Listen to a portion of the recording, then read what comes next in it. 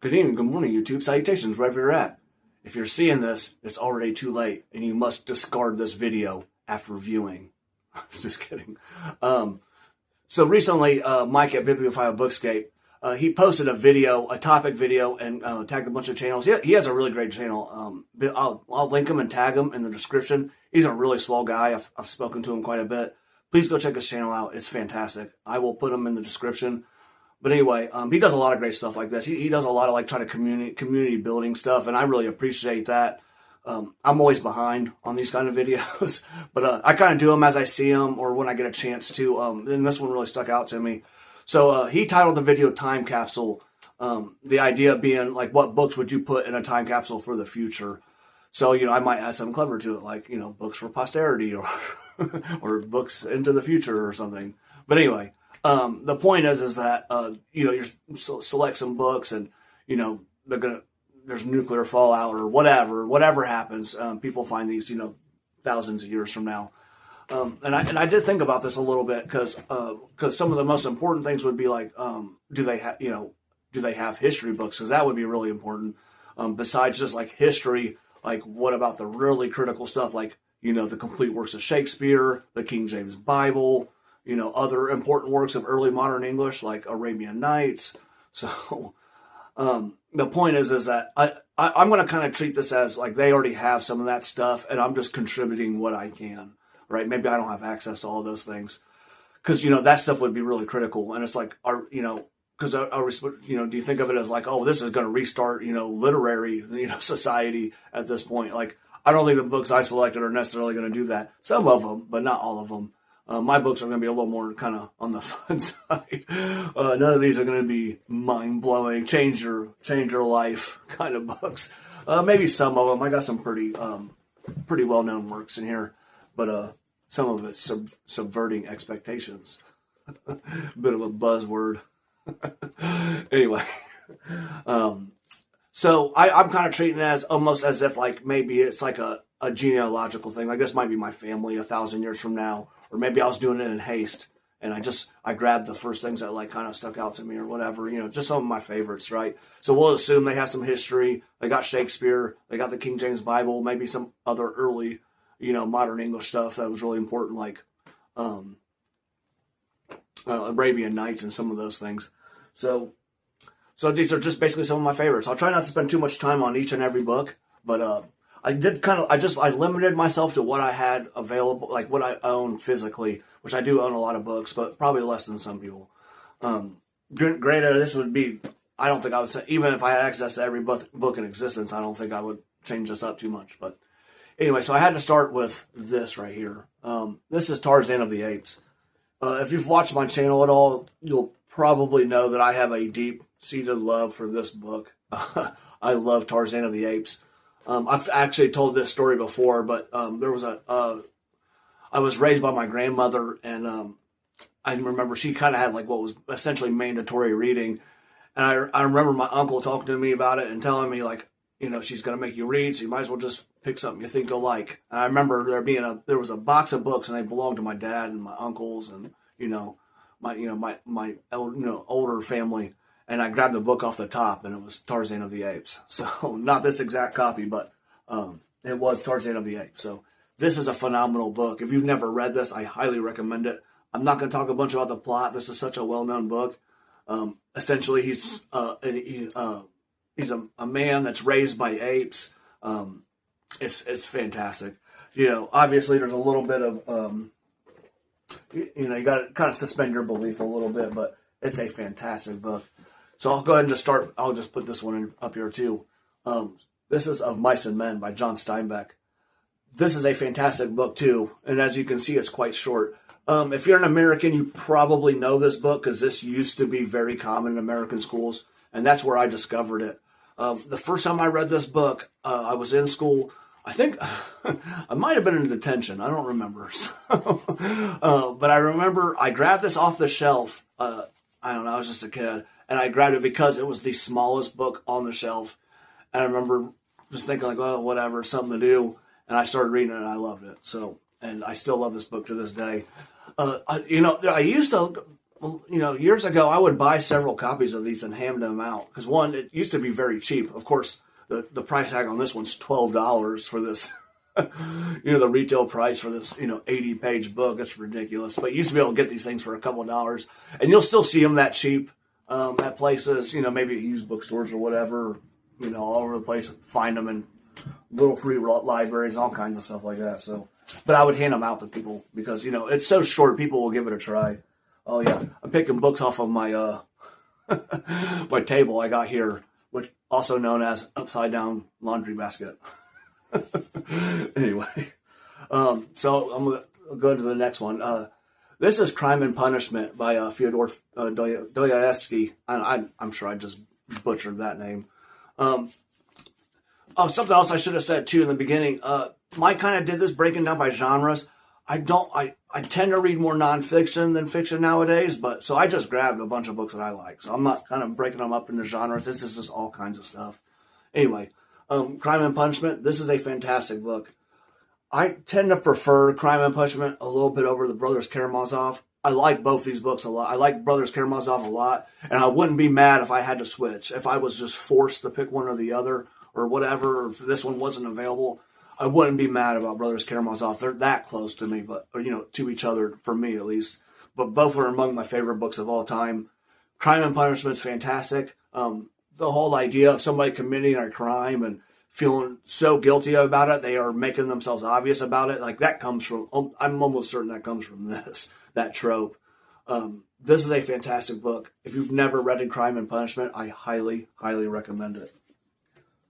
Anyway, so some of these are just like my personal favorites, right? This is When the Lion Feeds by Wilbur Smith. Wilbur Smith is not an author I see get talked to, he's not talked about a lot on BookTube. I almost never see anybody talk about him. Wilbur Smith is fantastic. He's a historical fiction author. He's deceased. He died 5 or 6 years ago now. He's from South Africa. Well, he's not. He lived in South Africa at least most of his life. I think he was born in like Zimbabwe or something, but from that part of the world. And so all of his books are historical fiction set in Africa, and he does it. He does it in quite a few different ways. He did write series, but they were only loosely connected to each other. It was almost like you kind of think of him like James Michener, except he wrote it instead of one big gigantic book. He would write it across like 10 books. And you could read any one of them. It didn't matter. You know what I mean? They were only loosely connected, except for like, there is a direct sequel to this, but most of his other books are not like that. When the Lion Feeds is excellent. I promise if you read this book, you will not be disappointed. It kind of starts when the book starts. It's two brothers. It's during the Anglo-Zulu War. And there's even a scene at Rorke's Drift, which is a very famous battle. And the one brother, he ends up taking off. There's a whole plot, like a subplot about them date. The brother dates this woman, and then she thinks he's dead, and then so his brother starts, gets with her because to help out, I guess, because they think the brother's dead. Anyway, and he takes off. This is just an epic tale, man, and he goes everything from. He gets into mining and searching for gold, hunting elephants and getting ivory.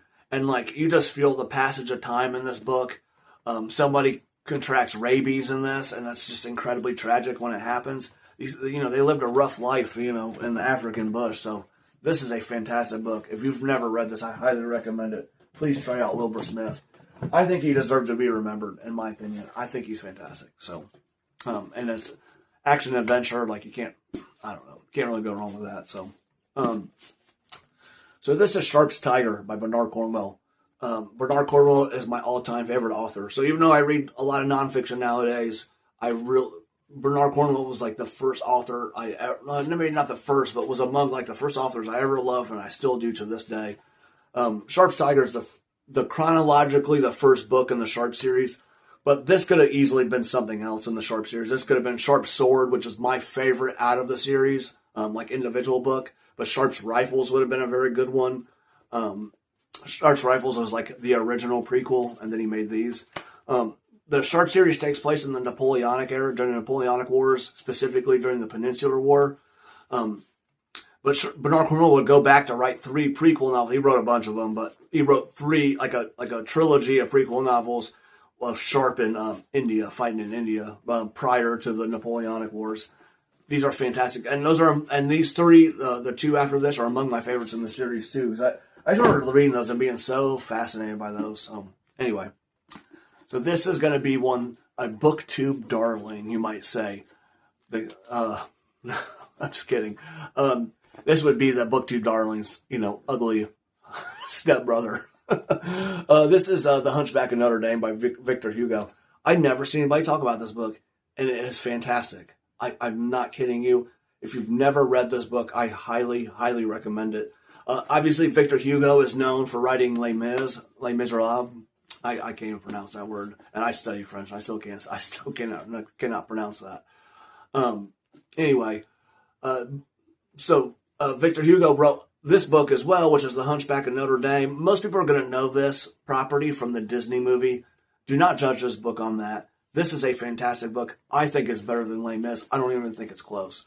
As you can see, this isn't even that big of a book. It's, not even 500 pages.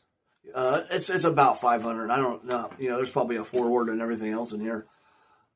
This is a much more, like, a tighter plot, and I just think better written overall. Les Mis is great, don't get me wrong. I just think that's better. So, if you've never tried The Hunchback of Notre Dame, I really, really recommend it. So, I couldn't make one of these without putting Louis L'Amour in here.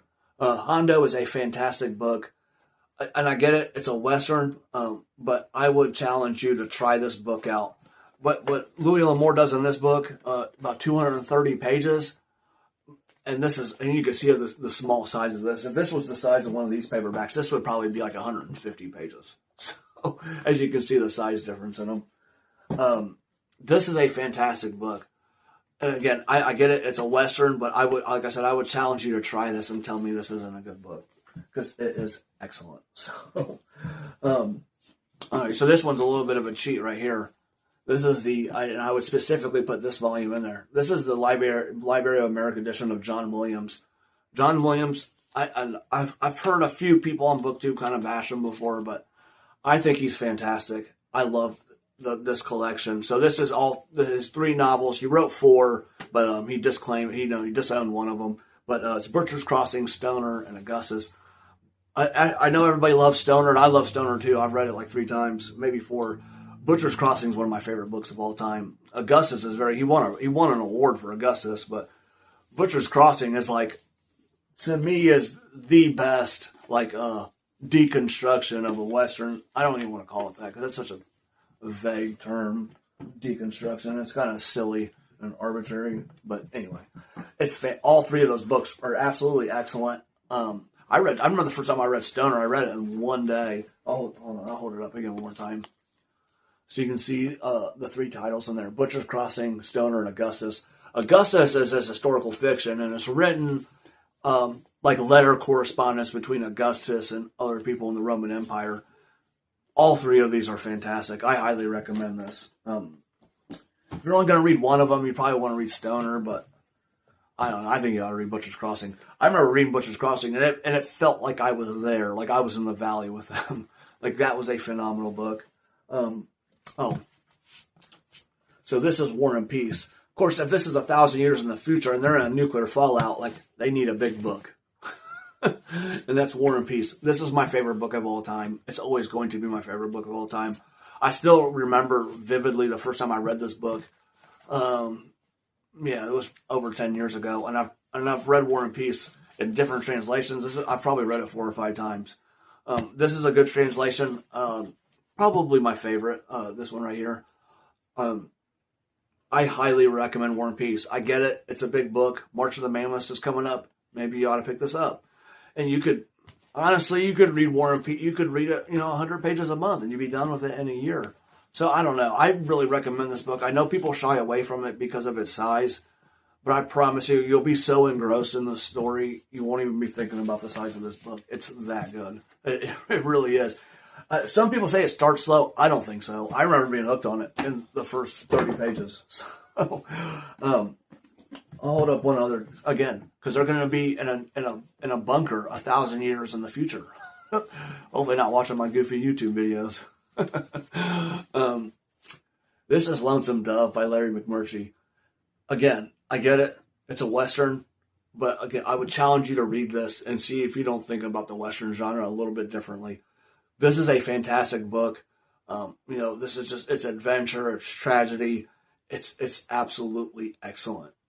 This is one of my favorite books of all time.